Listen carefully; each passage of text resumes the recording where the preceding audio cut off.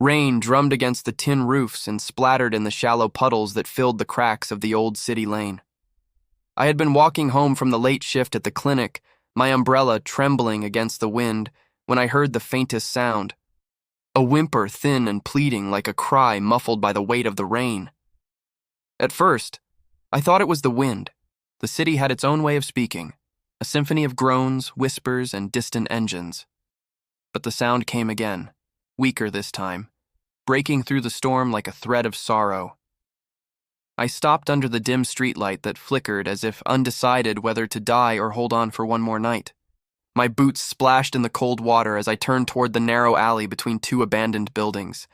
It was a place most people ignored, the kind that seemed to swallow sound and light whole. The cry came again. "Hello?" I called softly, half expecting no reply. What I saw next made my heart seize. There, beneath a broken piece of cardboard and a rusted trash bin, was a puppy, no more than 3 months old. He was trembling, his fur plastered to his tiny ribs, eyes wide and desperate. His coat might once have been white, but it was now matted with dirt and grime. He looked at me with a mixture of fear and fragile hope, as though I were a dream he didn't quite believe in. "Oh, sweetheart," I murmured, kneeling down despite the rain soaking through my jeans. The air smelled of wet metal and decay.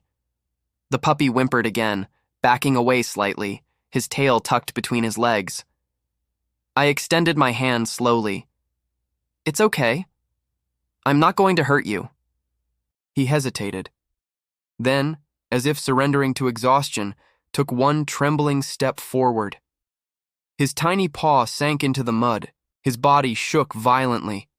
When my fingers finally brushed against his fur, it felt like touching life that had almost given up. He flinched, but didn't run. I could feel his bones beneath my palm. Hunger had carved him thin, and despair had dulled his eyes. I looked around. There was an old collar lying near a pile of soaked newspapers, faded red, frayed at the edges. A name tag hung from it, rusted beyond reading. My throat tightened. Someone had owned this puppy once. Someone had tied that collar around his neck, maybe even called him good boy. And then, at some point, they left him here. For how long had he waited? Days? Weeks? Long enough for rain to become his only lullaby and garbage scraps his only meals. I wrapped him gently in my scarf, shielding his shaking body from the cold.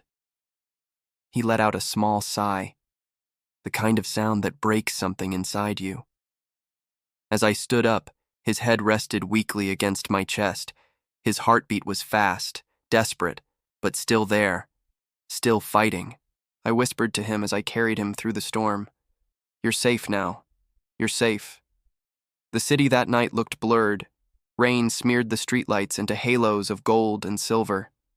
Every few steps, I looked down at the bundle in my arms to make sure he was still breathing. I wasn't sure what had made me stop in that alley. Maybe it was instinct, maybe fate, or maybe it was the way that faint cry had sounded so heartbreakingly human, like someone begging not to be forgotten.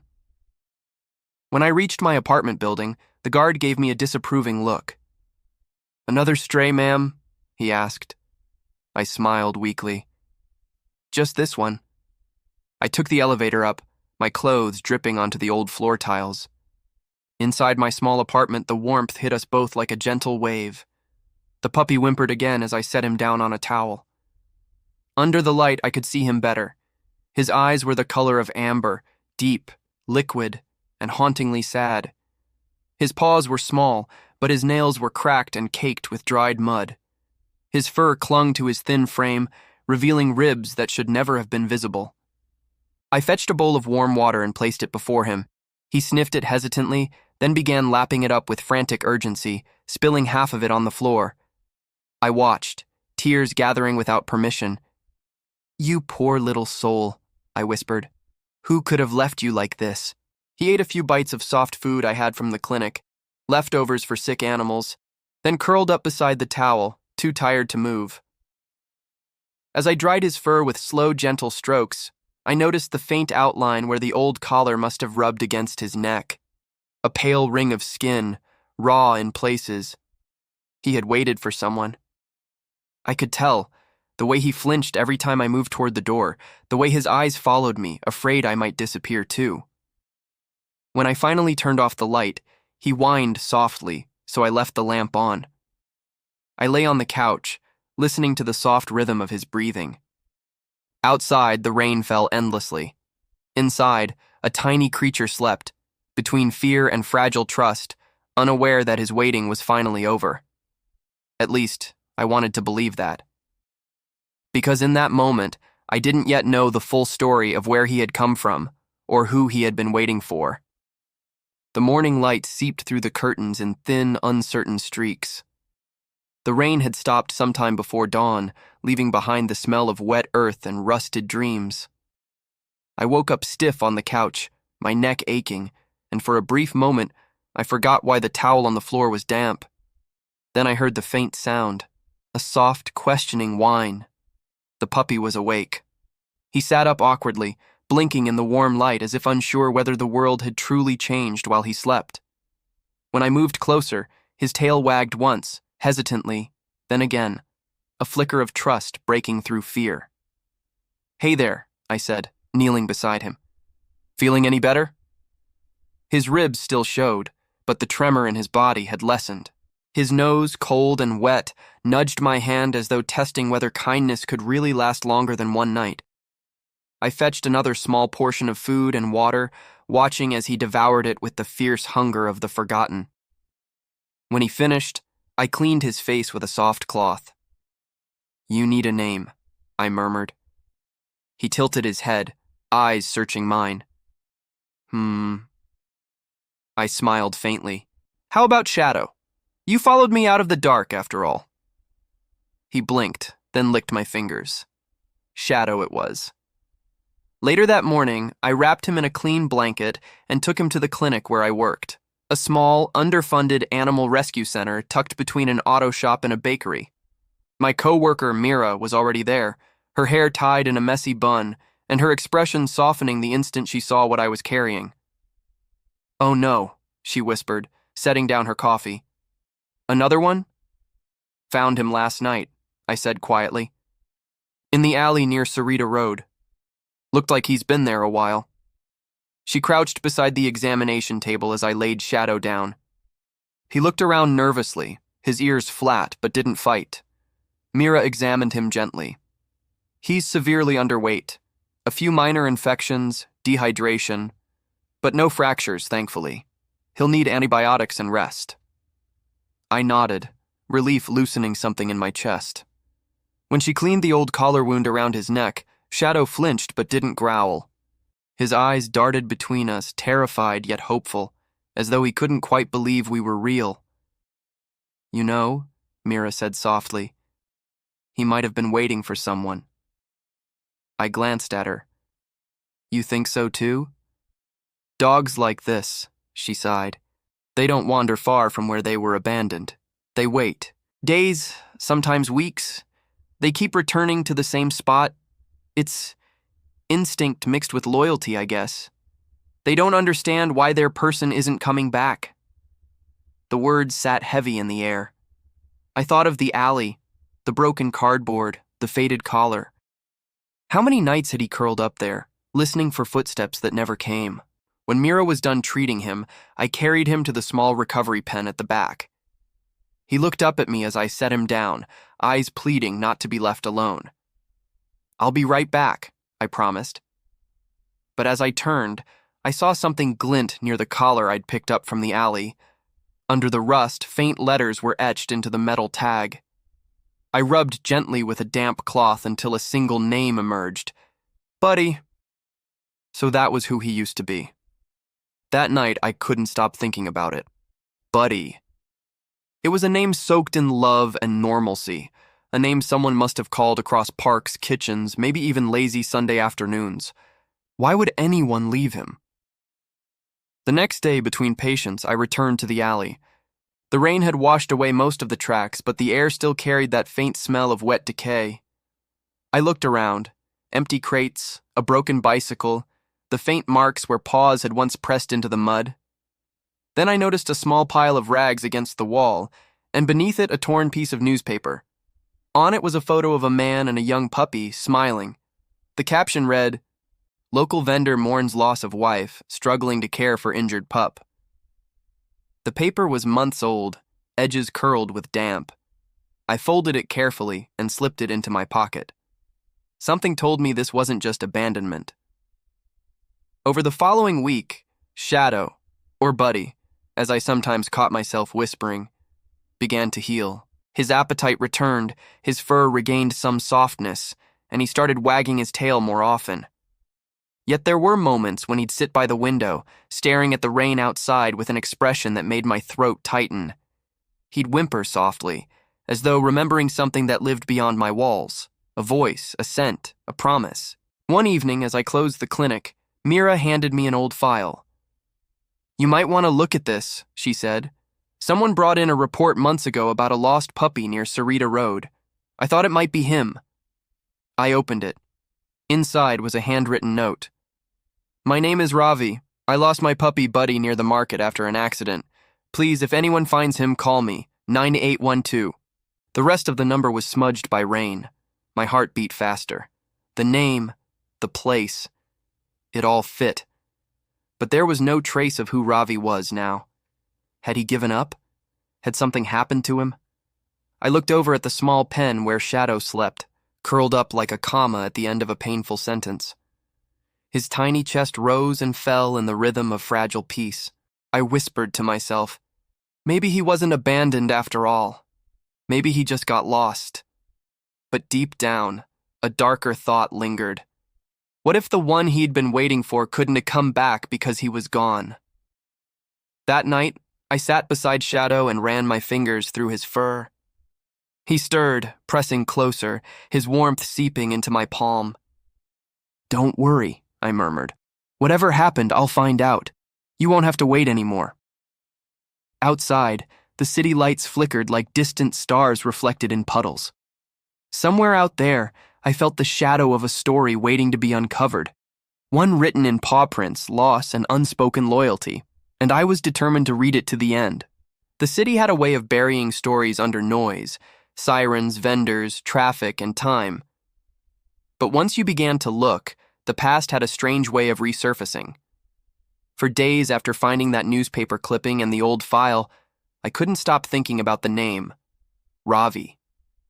Each time Shadow, or Buddy, curled up near the window, his eyes fixed on some invisible point beyond the glass, I imagined a man calling his name somewhere in the distance. I imagined the sound fading into silence. I had to know. The next Saturday, I returned to the alley with a purpose. The morning was gray and cool, the streets slick with last night's drizzle. I stopped at the small tea stall near the entrance and asked the old vendor who worked there if he remembered a man named Ravi. He squinted, stirring the boiling tea. "Ravi? The one who sold flowers by the temple?" "Maybe," I said quickly. "Did he have a puppy?" His brow furrowed as memories stirred. "Yes, little white one. Always followed him around. That man loved the dog like his own child. But after the accident..." "Accident?" The vendor sighed. "There was a car crash near the market 6, maybe 7 months ago. Ravi was hit while crossing the road. They took him to the hospital, but he didn't make it." The words struck like cold metal. I felt the air leave my lungs. "And the puppy?" "No one knew," he said softly. "After that day, the dog kept coming back. Sat by the flower cart every morning, even when it was gone. Rain, sun, didn't matter. People tried to chase him off, but he always returned. Like he was waiting. I swallowed hard. I knew that alley now. The one just around the corner from where the market ended. The one where I had found him, half-starved, soaked, and alone. He hadn't been abandoned. He had been waiting for the man who would never come back." I thanked the vendor and walked away, my heart heavy. The noise of the street blurred around me. The pieces of the puzzle fit too perfectly. The old collar, the name tag, the report, the paper clipping. Buddy had been loved, deeply loved. And then, in one cruel instant, that love had been ripped away, leaving him stranded between hope and loss. When I returned home that evening, Shadow ran to greet me, tail wagging. His fur had grown softer, his eyes brighter. But when I knelt down to hug him, he froze, sensing something in my silence. I held him close. "I found out about Ravi," I whispered. "He didn't leave you. He couldn't come back." His ears twitched at the sound of his old name. For a moment, I thought I saw understanding flicker in his gaze, as if part of him recognized the word Ravi, buried deep in memory. He pressed his head against my shoulder, and I felt his small body tremble, not from fear this time, but something deeper. Grief, maybe. Or the ghost of it. Over the next week, I noticed changes in Shadow. He began to follow me everywhere, from room to room, always staying close enough to touch. When I left for work, he'd sit by the door, whining softly until I returned. One night, I woke to the sound of him crying, a low, mournful sound that seemed to come from his chest. I turned on the lamp and saw him sitting by the window, staring out at the rain. I sat beside him, pulling the blanket around us both. "I know," I whispered. "You miss him." He didn't move. The streetlights painted thin streaks of gold across his fur. Outside, thunder rumbled like a distant memory. "Sometimes," I continued, "we lose people who love us. But love doesn't end. It just changes where it lives." I didn't know if he understood. But when he rested his head on my lap, I knew he felt it. A few days later, I visited the small temple near the market. The flower stall that once belonged to Ravi was gone, replaced by a new vendor. But tucked behind the temple's side wall was a row of clay lamps, offerings that flickered even in the daylight breeze. An old priest stood nearby, arranging marigolds. "Father," I said softly, "did you know a man named Ravi? He used to sell flowers here." The priest smiled faintly. "Ah, yes. Kind man. Always had that little dog with him. Used to say the pup brought him luck. After his wife passed, that dog was his only family." I felt my throat tighten. "When Ravi died," the priest continued, "the puppy stayed here for days. Wouldn't eat, wouldn't leave. I tried to feed him, but he always went back to the same spot near the gate. Sometimes, late at night, I'd hear him whine. I think he was calling for his master." He looked at me kindly. "You found him, didn't you?" I nodded. "Yes. He's with me now." The priest's eyes softened. "Then maybe you were meant to find each other. The soul of love doesn't vanish. It finds a way to continue. Perhaps through you, he's still loved." That evening, I brought Shadow to the temple. I wasn't sure why. Maybe for closure. Maybe for peace. As soon as we approached the gate, he froze, nose twitching. His tail went low, his ears perked, and then he began to pull forward. He led me straight to the spot near the entrance, beside a faded flower cart now covered with dust. There, he sat down quietly, staring at the ground. The priest watched from a distance, murmuring a small prayer. I crouched beside Shadow, my heart breaking all over again. "He's gone, sweetheart," I whispered.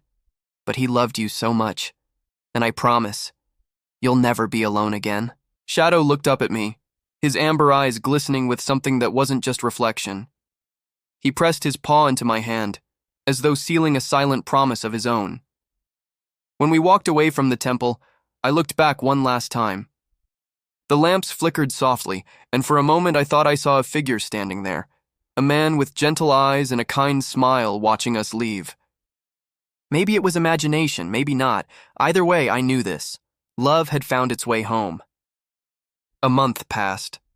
The city began to change, shedding its wet gray skin as early summer crept in. The streets smelled of dust and mango blossoms. The air no longer carried the chill of forgotten rain. Shadow, though sometimes I still called him Buddy when we were alone, had transformed too. His once brittle frame had filled out. His coat gleamed soft and golden under the light. He had learned to chase sunbeams across the floor, to bark at pigeons from the balcony, to greet the morning with a wagging tail instead of a whimper. Yet sometimes, when dusk painted the world in fading orange, I'd catch him sitting by the window, his eyes distant. It was as if the fading light stirred something old inside him, a memory that hadn't yet learned how to rest. I understood. Grief doesn't leave all at once. It lingers, quietly, like a scent on your clothes. One evening, I brought him back to the temple one last time. The priest greeted us with the same gentle smile. "He looks strong now," he said, bending down to pat Shadow's head. "He is," I said. "He's learning how to live again." The priest nodded. "So are you." I blinked at that. "Me?" He smiled knowingly. "You think you rescued him, but perhaps he rescued you too." I didn't answer, but as I watched Shadow trot around the courtyard, tail high, ears perked, I knew the truth in those words. There had been something hollow in me before that night in the alley, something I'd never admitted aloud. Years of loss, of loneliness I'd called independence. Saving Shadow had cracked something open inside me, a part I'd long sealed away to keep from breaking. Now I was whole in a way I hadn't known I was missing. At home that night, I sat by the window with Shadow curled beside me. The city outside buzzed faintly. Cars, laughter, distant music. I ran my fingers through his fur, and he let out a soft sigh. "You know," I said quietly, "I went back to the alley today. It's empty now. No more trash bins, no more cardboard, just light and wind." He looked up at me, eyes half-lidded with trust. "Do you remember?" I asked. "That's where I found you. You were waiting for someone who couldn't come back, but he would have wanted you to be happy." Shadow blinked slowly, as if listening. "I think," I continued, "that maybe Ravi led me there. Maybe he wanted someone to find you, to finish what he started, to make sure you were loved." The thought filled me with warmth, quiet and bittersweet. Weeks turned into months. Shadow became part of everything. My mornings, my routines, my laughter. He'd greet me with impatient yips when I came home, sit beside me while I worked late, and nudge my hand whenever I seemed too lost in thought. He loved the park, especially the children who came to play. He'd chase their rubber balls but always bring them back carefully, tail wagging as if proud of his good manners. Sometimes when strangers stopped to pet him, they'd comment, "He looks like he's smiling." He was. It was a quiet joy, born not of forgetting, but of remembering differently. One Sunday morning, I took him for a long walk along the riverside. The air shimmered with sunlight, and the water sparkled like liquid glass. We walked until the path turned to stone and the trees grew thick and wild. I sat on a bench watching him explore, nose buried in grass, tail swishing like a metronome of happiness. "You know," I said aloud, though he was several feet away, "I used to think love was something we found once and lost forever. But you've shown me it doesn't really end. It just changes its shape." Shadow looked back at me then, his eyes bright, tongue hanging out, tail wagging furiously, as if to say he understood every word. And maybe he did. That evening, as the sun dipped low, I lit a small lamp by the window, the way Robbie must have once lit lamps by his flower stall. I placed beside it a single white marigold. "For him," I whispered. Shadow sat beside me, watching the tiny flame flicker. I stroked his head gently. "You're home now, and I think somehow he knows." The city hummed outside, life going on as it always did. But inside, there was peace. Not the silence of loss, but the calm of love fulfilled. Months later, when people asked me how I'd found Shadow, I always said the same thing. I didn't find him. He found me. Because the truth was simple and beautiful. Two souls, both waiting for something they thought they'd lost, had crossed paths in the rain. And together, they'd built a new story from the ruins of an old one. A story that began in sorrow, but ended in light. That night, long after I'd turned off the lamp, I felt Shadow's weight settle beside me on the bed. He pressed against me with a sigh, his heartbeat steady and sure. Outside, a soft drizzle began to fall again, tapping gently against the glass. But this time, it wasn't the sound of loneliness. It was the sound of life continuing, of love that had found its way home.